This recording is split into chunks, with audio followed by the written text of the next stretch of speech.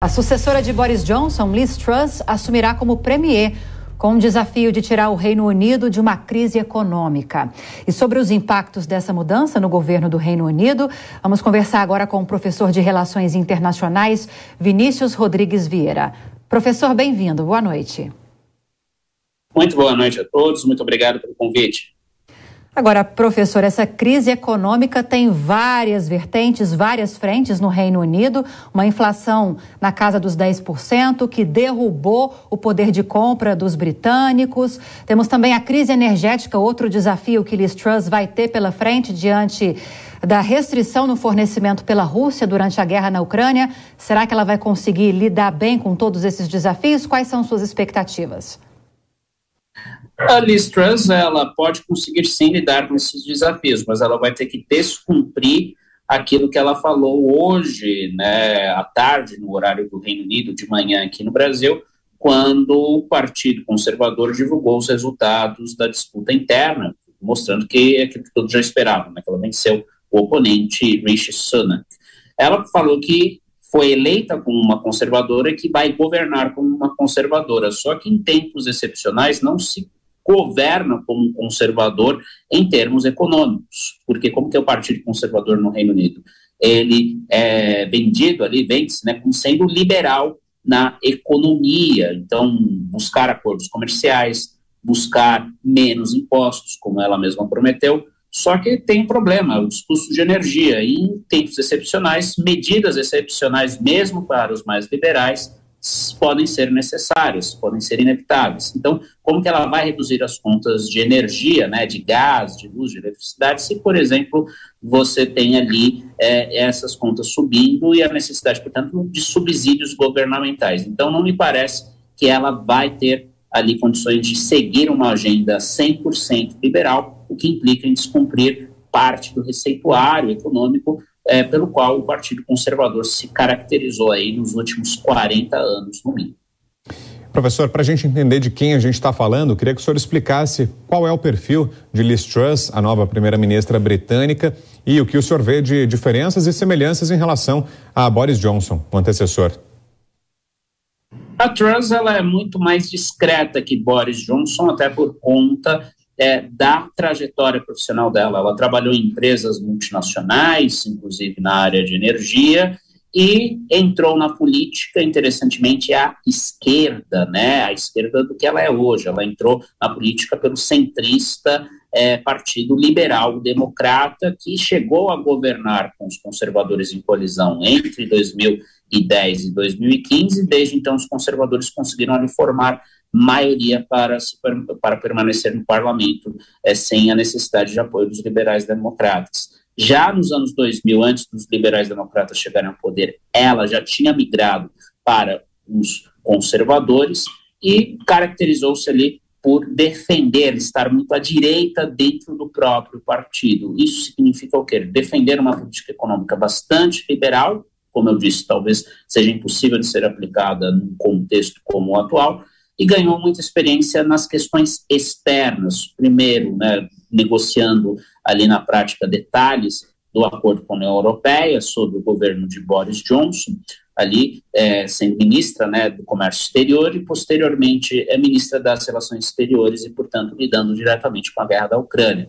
Então, em termos substantivos de política, talvez nós possamos esperar uma retórica mais liberal, porém, em termos práticos, a única diferença que vejo no momento em relação a Boris Johnson é uma atuação mais discreta, menos populista, né? Menos ali apelando, né, aos sentimentos populares, e uma abordagem mais discreta, mais tradicional na política britânica.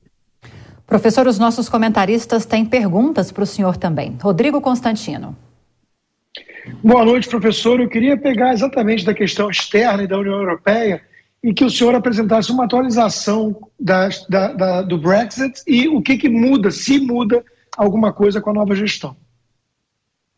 A Truss, ela tem a reputação de ser muito hardline, ou seja, buscar ali uma postura mais rígida na questão do Brexit, o que pode nos levar aí, caso o governo dela dure até 2024, como estão previstas as novas eleições legislativas no Reino Unido, uma renegociação da questão da Irlanda do Norte. Explicando brevemente aí para o telespectador o que tem ali na Irlanda do Norte. A questão de que aquela parte do Reino Unido que fica ali no norte da Irlanda está na prática ainda dentro do mercado comum europeu. Por quê? Há o medo, há o temor de que haja ali uma barreira econômica, né, uma separação econômica que possa levar novamente à tensão política entre a Irlanda, a República da Irlanda de maioria católica, e a Irlanda do Norte, que é parte do Reino Unido de maioria protestante. A Truss tem ali uma percepção de que é necessário renegociar eventualmente a permanência da Irlanda do Norte, de fato,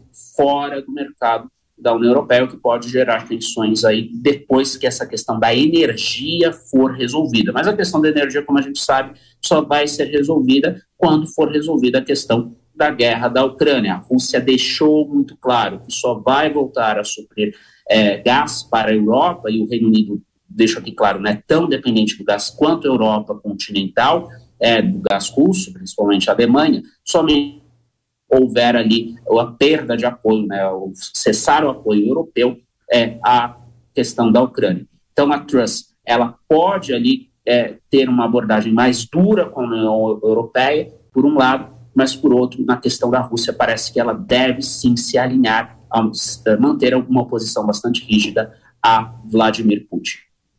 Professor, a pergunta agora é do Miguel Daúde. Professor, boa noite. Boris Johnson vinha sinalizando um aumento do comércio com o Brasil, devido ao afastamento do Reino Unido da zona do euro, e isso facilitaria muito o Brasil. O senhor acha que essa primeira-ministra vai continuar nesse sentido, ou pode haver uma interrupção dessas negociações ou deste avanço? Acho que ela tende a continuar, porque o Reino Unido precisa desesperadamente de novos acordos pós-Brexit para ter com quem comercializar. Eles caíram ali muito, como era esperado, nas exportações para a Europa, e a Ásia também não parece estar muito disposta a manter grandes fluxos com o Reino Unido, que é algo que foi inesperado, né? Esperava-se que houvesse ali uma participação maior nas trocas comerciais com a Ásia no pós-Brexit, mas a pandemia, a guerra da Ucrânia complicou tudo isso. Então, o Brasil tem aí ainda uma janela de oportunidade.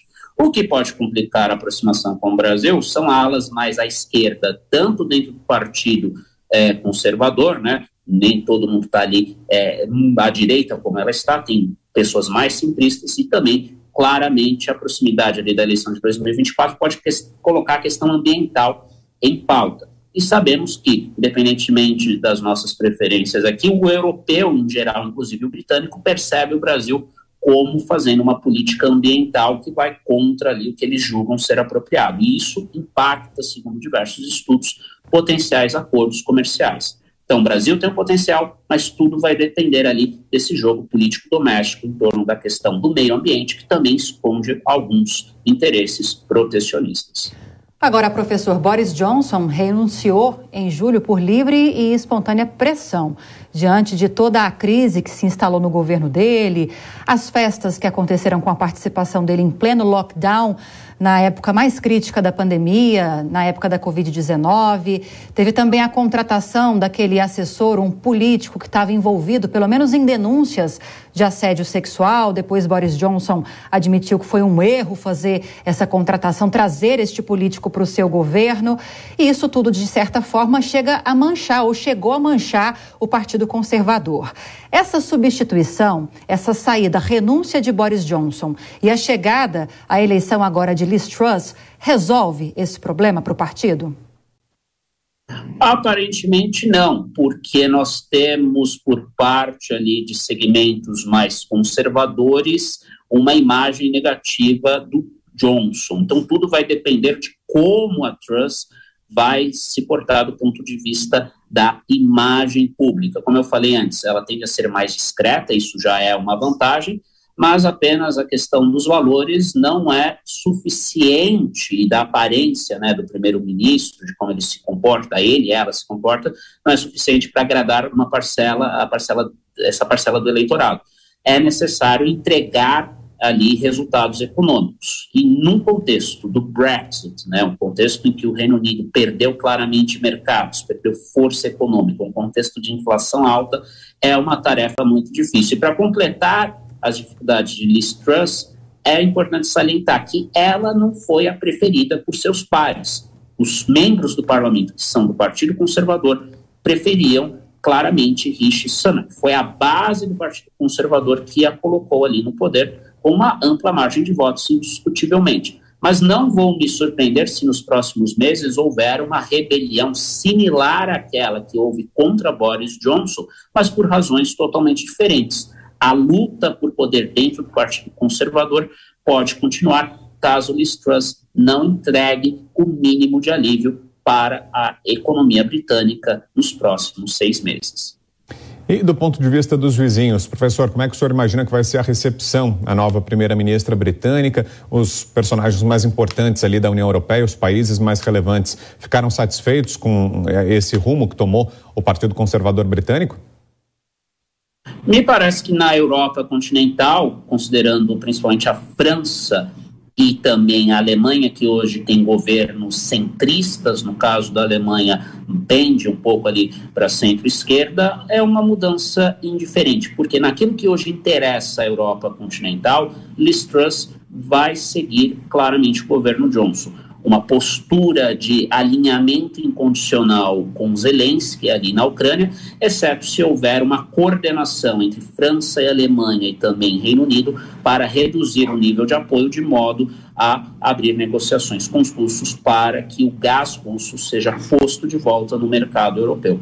Então, vejo ali como uma questão indiferente. O que pode ali gerar algum temor, algum medo, que, ao meu ver, não ocorreria com Rishi Sunak, é a questão da eventual renegociação, como já falei, da condição da Irlanda do Norte, que, na prática, ainda continua dentro do mercado comum. Liz Truss, caso adquira mais capital político, pode forçar ali a uma renegociação que pode ser vista como um sinal de fraqueza da União Europeia, caso isso venha a ocorrer.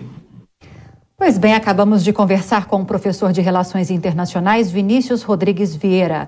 Professor, obrigada pelas explicações. Boa semana, boa noite. Muito obrigado, boa noite a todos. Até mais.